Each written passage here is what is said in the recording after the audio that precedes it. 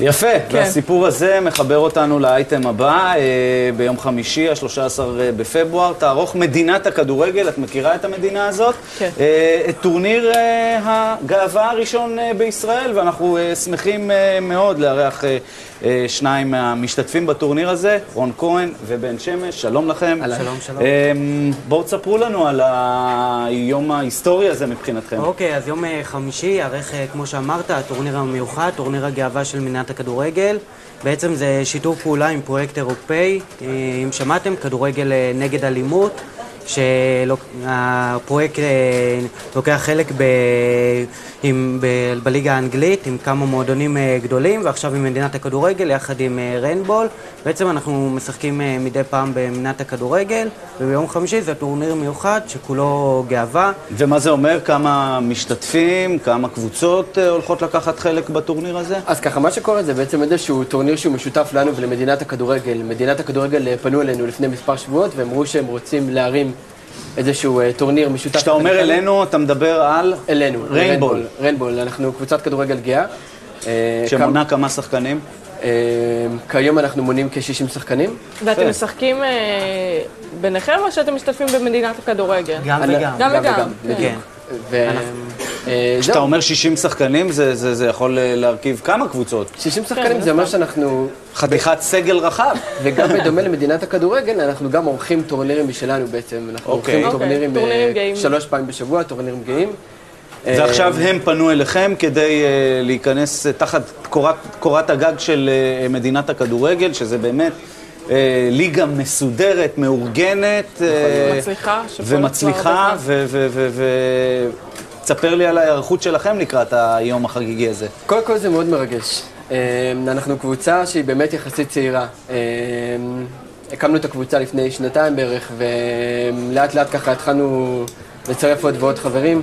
חלק מהתפיסה שלנו כריינבול, כקבוצת הכדורגל הגאה הראשונה בישראל, זה שבעצם לראות איך אנחנו גורמים למצב כזה שבעתיד שחקן כדורגל מקצועי גם יוכל להרגיש בנוח לצאת מהארון.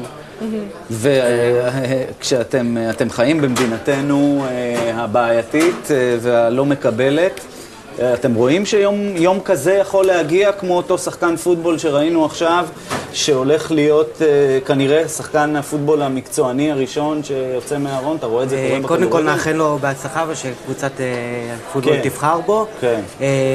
וכן, אני מאוד מאמין ששחקן יצא מהארון, זה יעשה רק טוב. אני חושב שהתגובות יהיו חיוביות, ואני בתקווה שלי שזה לא יפגע לו בקריירה, אבל אני מחכה ליום הזה. הגיע הזמן ששחקנים לא יתביישו במה שהם, ויהיו מי שהם, ויוכלו לעשות קריירה נפלאה. את הקבוצה נגיד, אתם הקמתם מתוך צורך ממש ממשי, או מתוך רצון, אתה יודע, להיות עם אנשים... קודם כל אנחנו מאוד נהנים במה שאנחנו עושים, אנחנו משחקים 2-3 בשבוע, ואנחנו נהנים. אנחנו קבוצה חובבנית, באים אנשים לשחק כדורגל. השאלה, הרגשתם צורך למתג את עצמכם כקבוצה גאה, כי אולי חלק מהשחקנים הומואים לא יכולים להשתלב בקבוצות רגילות, שזה אבסורד. קודם כל הם יכולים להשתלב, אבל אצלנו בקבוצה, כל הרעיון, קודם כל, כל קבוצת כדורגל יש לה נושא מסוים, וזה הנושא שלנו. ובכל מקום, זאת אומרת, ואצלנו, זאת אומרת, מה שאני אומר שכדורגלנים יכולים לשחק בכל מקום. אצלנו זה ההוואי, וכולם מרגישים בנוח, באים לשחק בלי מסכות. זהו, ואתה מדבר על היום שאתם מרגישים בנוח. אני מניח שבצעירותכם זה היה הרבה יותר קשה, נכון? החברה פחות קיבלה, ובכלל... מישהו בקבוצה הרגיש שהוא רוצה להיות שחקן כדורגל מקצוען, וראה שלא מאפשרים לו את זה, בדיוק. אני כן יכול להגיד שיש לנו כמה סיפורים מהשחקנים שנמצאים אצלנו כרגע, שהם שיחקו בקבוצות נוער בעצם, כשהם היו צעירים. אני לא יודע אם הסיבה שהם באיזשהו שלב לא הגיעו לקבוצת הבוגרים זה בגלל המיניות שלהם, אבל אני כן יכול להגיד שיש משהו בזה שזה קבוצת כדורגל שהיא מופנית עבור הקהילה שנותנת להם להרגיש מאוד בנוח. אנחנו התחלנו כקבוצת כדורגל, הפכנו להיות קבוצת חברים, ועכשיו כבר כל מי שתשאל אותו נגיד שזה משפחה לכל דבר. ואני חושב שיש משהו באהבה הזה, וכמו שרון אמר, אנחנו מדברים פה על איזשהו אופי של הקבוצה. ויש משהו אולי בזה שהם פחות הרגישו בנוח, אולי עם קבוצה שהיא של סטרייטים בלבד, ויותר מרגישים בנוח עם זה שכולם בעצם, או שרוב האנשים הם אותו הדבר. ואני אומר רוב האנשים כי אנחנו גם מקבלים סטרייטים, ויש סטרייטים שמשחקים איתנו. אנחנו לא מפלים אף אחד. לא רוצים נגיד להיות חטטניים כמובן, ולא צהובים ולא שום דבר, אבל אתם חושבים שיש בישראל באמת שחקנים, מן הסתם אולי, שחקנים שהם במצוקה ואין להם את האומץ או אפילו את האפשרות לצאת מהארון בתוך קבוצות הספורט שלהם? סטטיסטי זה חייב להיות, שגם בכדורגל, בליגה הבכירה שלנו, יש שחקן כדורגל היום שהוא הומו. כנראה היום עדיין חוששים, כי אף אחד למעשה שחקן מקצועי פעיל בארץ לא עשה את זה. בטח שמעתם על תומאס היצלפרגר הגרמני, שיצא ממש לפני חודש. פרש כבר. כן, אומנם פרש, אבל היה שחקן פשוט מוביל, גם בליגה האנגלית, גם בליגה הגרמנית. וגם בנבחרת גרמניה. ובנבחרת גרמניה, ובוודאי יעשה שירות להרבה מאוד אנשים שנמצאים בארון. שלא יפחדו לצאת. אתם רואים את התומאס היצלפרגר הישראלי שעושה מעשה? הלוואי, אנחנו מחכים לזה, כי זה דבר שצריך להיות, שאנשים יבינו שהומואים נמצאים בכל מקום, גם בכדורגל. לגמרי. באמת השינוי שמייקל שם עשה הלילה, הוא השחקן הראשון הפעיל בספורט קבוצתי, בספורט גברי, שעושה את זה עוד לפני בכלל שלוקחים אותו למקומות הכי טובים בעולם. הקבוצה שתבחר אותו, זאת תהיה קבוצה שתיסע איזשהו דגל גאווה. וגם אני חושב שזה השינוי הגדול, כי באמת אתם דיברתם על זה על אותו שחקן, וחוץ מאותו שחקן היו עוד שני שחקנים שכבר יצאו מהארון. רוב השחקנים שעד עכשיו יצאו מהארון הם שחקנים שבעצם עשו את זה בסמוך לפרישה שלהם, ואני חושב שזה, כל תהליך כזה הוא בעצם תהליך. זאת אומרת שזה מתחיל בזה שיוצאים מהארון לקראת הפרישה, וזה נגמר בזה שיוצאים מהארון אפילו לפני הקריירה המקצועית, ומשם בעצם השמיים גבול. בואו נדבר קצת כדורגל נטו, למה אתם מתחברים, איזה קבוצות, איזה כדורגל, בארץ, בחו"ל? יש פה, אני הפועל תל אביב, באנגליה אני אוהד את פולאם. פולאם? כן, שלא הולך משהו שנה. למה? עשיתם 2-2 מאוד יפה נגד הקבוצה שלי דווקא. כן, אבל מקום אחרון. המקום האחרון, זה נכון, גם לקחו לכם את ברבטוב. פולאם. כן. יפה, והפועל בארץ, ואתה? אני מכבי תל אביב בארץ. עונה גדולה. כן, כן, האמת היא עונה גדולה, לא מפתיעה כי נראה לי שכולם צפו את זה לפני זה. בחו"ל אני אוהד את ברצלונה. תגידו, הוא הלך על הקבוצות הגדולות, כן. בתוך מדינת הכדורגל, אתם אולי זה, אבל יש גם קצת אפליה אולי של נשים. יש קבוצות של בנות שמשחקות שם? דווקא אני שיחקתי לפני שהקמנו את רנבול, שיחקתי בקבוצת כדורגל, ושם פגשתי לא מעט בנות. אז בכלל, מדינת כדורגל מאמינה שלכולם מגיע לשחק כדורגל ופותחת את השערים לכולם. כן, נגיד שעזרתם לארגן את הטורניר, ניסיתם לפנות לבנות, אולי לסביות, קבוצה... אני יודע שהמארגנים פנו וכנראה שחקו. וגם אצלנו שיחקו כמה בנות.